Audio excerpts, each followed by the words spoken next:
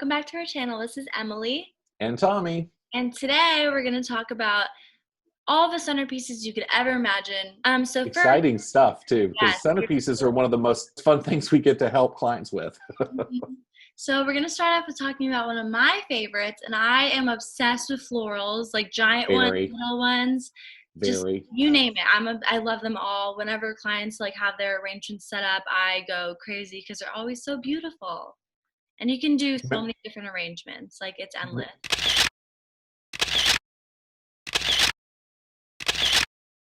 Remember that time we did the wedding show? Well, I think it's what, 3 wedding shows, and we always get some big florals for the tables. Oh my And gosh. what we do with those florals afterward? What do we do with those florals afterward? I take them home. There is no hesitation there. Mm-mm. It's so beautiful, and I mean, don't have them go to waste. Just take them home and enjoy They're them. very heavy. They're very heavy, and they Oh like no. definitely stop me a little bit from, getting to the car as quickly as we need to, but it's worth it. Well, that's one of the things about beautiful, huge floral arrangements that we see a Yeah. lot of our clients doing is because they get very sneaky heavy because you don't think they're that heavy until you pick them up and you're like, wow, I can't Like carry there's this with one hand. flowers. Yeah. They're Like just there's flowers. flowers, It's not like yeah. that much, but But it's there's water, and then there's equipment like Oasis. If you're a florist and you know what that is, you got to keep them sturdy, and they've got to keep the form.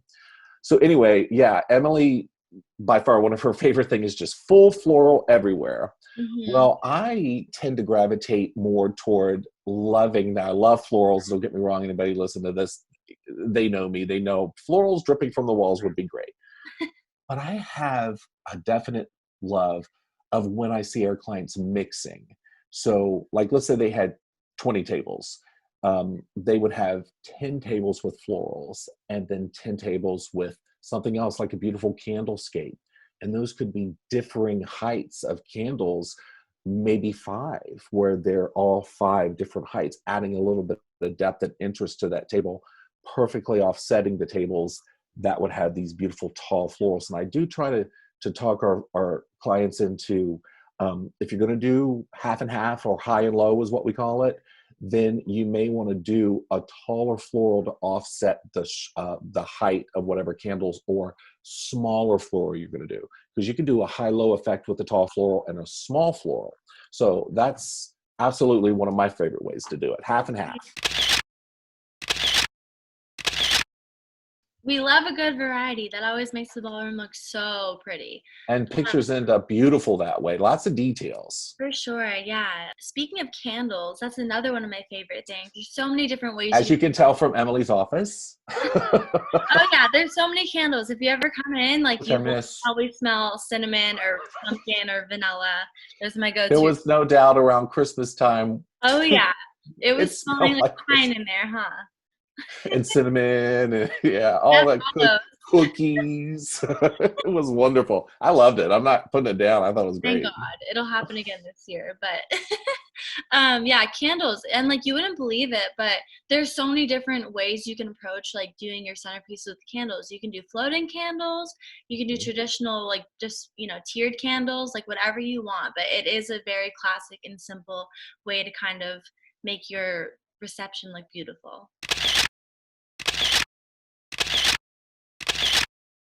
And we've got lots of tips for candles too, because we got a lot of questions that revolve around, do you allow open flame? Yeah, we do.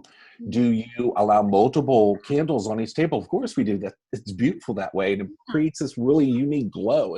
It's beautiful, especially around dusk or toward the evening where it's darker or dimmer in the room, Oh yeah. especially if you've got up lighting, and we'll talk about that one day too. Um, but we also have suggestions in how to handle certain types. Like if you want a pillar candle or a votive candle or tea lights or a tapered candle, they're really hard to manipulate around, especially if you want to shave a little bit of money off and buy some maybe non-dripless candles, and to get on the tablecloth, then we've got some stuff to worry about. But we're full of ideas Oh yeah. to make sure that doesn't happen. But another one of my favorites is, speaking on how to save a little bit of money, why don't you DIY something? We've got some great pictures that we've probably been interspersing in this video. And another one is a couple that we had a while back that made their own florals. And it wasn't like they went to the store and bought silk florals, which is a great option. They're beautiful, and sometimes you can't even tell how well if the arrangements are done. Yeah. But they spent a lot of time making their own stuff and then putting together some beautiful ostrich feather plume centerpieces, and it was amazing. The pictures are so beautiful, and you'll see a couple of It them was so probably right here.